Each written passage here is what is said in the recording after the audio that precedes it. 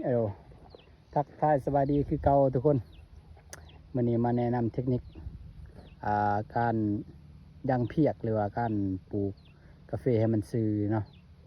เพราะว่าหลายคนกระหูแต่ว่าสำหรับที่บุหูผู้บุหูเนาะ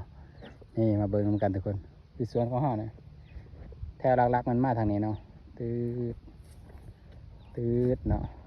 แต่ว่าขนาดจับอันนั้นจับสากได้มันก็ถ้าเบิ่งทางใดมันก็เป็นแถวเนาะนี่มาเบิ่งมุมนี้ก็เป็นแถวคือเก่าเนาะมาเบิ่งแถวที่สองนี่ก็เป็นแถวเก่าแต่มาเบิ่งมุมนี้อีกทุกคนเบิ่งมุมนี้ก็เป็นแถวเนาะพอจับสากได้มันจะเป็นแถวเบิ่งทางใดก็เป็นแถวเบิดเนาะแต่มันก็สิผิดเรียงกันเล็กๆน้อยๆนี่เนาะปีนเบิ่งนี่ก็คือกันเนาะนี่เที่ยงคืนนี่โอเคประมาณนั้น